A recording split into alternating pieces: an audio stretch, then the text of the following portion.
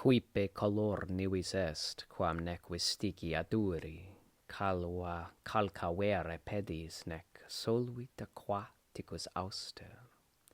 Colla torris extant, armis, paliaria pendent, cornua vara quidem, sed quae contendere possis facta manu, puraque magis per lucida gema, nullae in fronte minae nec formidabile lumen. Pacem vultus habet, miratur agnore nata, quod tam formosus, quod proelia nulla minetur, sed quam vis mitem metuit contingere primo. Mox adit et flores ad candida porrigit ora, gaudet amans et dum venia sperata voluptas oscula dat manibus, vix iam vix cetera differt et nunc adluit viridique exultant in herba. Nunc latus in fulsis niveum deponit arenis, paulatimque metu dempto moda pectora praebit.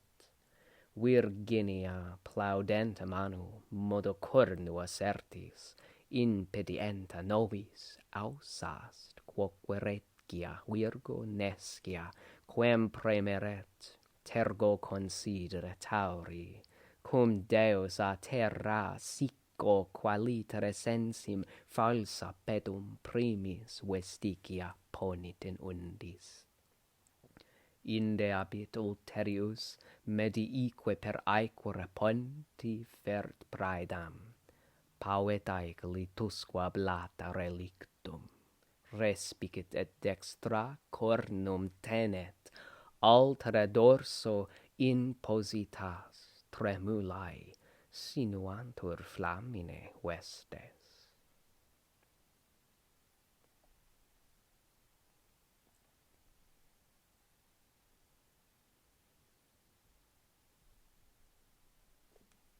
From Quipe color nivis est, line 852, the end of Book 2, Ovid's Metamorphoses. I will now read the translation by A.S. Kline.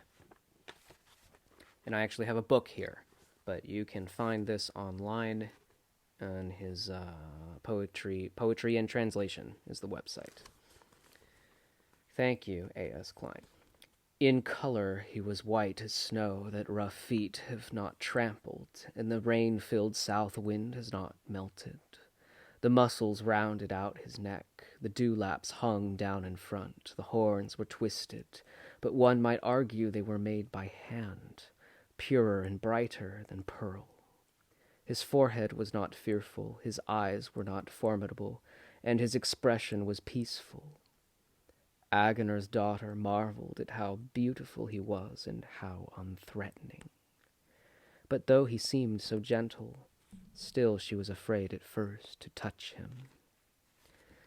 Soon she drew close and held flowers out to his glistening mouth. The lover was joyful while he waited for his hoped-for pleasure. Where are we?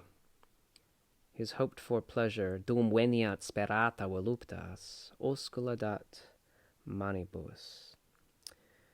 He kissed her hands. He could scarcely separate then from now. At one moment he frolics and runs riot in the grass. At another he lies down, white as snow on the yellow sand. When her fear has gradually lessened, he offers up his chest, now for virgin hands to pat, and now his horns to twine with fresh wreaths of flowers. The royal virgin even dares to sit on the bull's back, not realizing whom she sits on, while the god, first from dry land, then to the shoreline, gradually slips his deceitful hooves into the waves. Then he goes further out and carries his prize over the surface of the sea. She is terrified and looks back at the abandoned shore she's been stolen from, and her right her right hand grips a horn, the other hand his back, while her clothes flutter and flap behind her in the breeze. Okay. So the image is from Matthias Quad's 1596 Atlas of Europe, which is amazing. I'm going to make more videos of it because this is my current obsession, is reading this thing. And the church banned him. They censored him for like 7 or 8 years because this, I think this is one, not only because of this image, but it was certainly a contributing factor, along with some other things he published. He was very fond of Ovid and references Ovid both directly and indirectly in his maps and in his writings and his descriptions of Old World Europe, which are quite fascinating. But anyhow, we have Europa. Does she look terrified in this image? I don't know. I think the sentiment is something different. There are a great number of details. The first thing you notice is like, what is her hand doing? It's like she's playing a cello with her left hand, which immediately will make you look across and what's the other? Oh, that, yeah. And then look at their faces.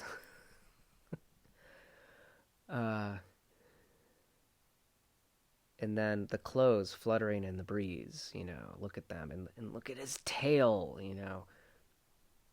that almost looks like a symbol, that almost looks like a different symbol. And then, so we move to the bottom of the image, look at the nether regions of the image, the clouds, that is, and you might see some things in there as well. So, 1596, this was published, and this is what got Matthias Quad banned.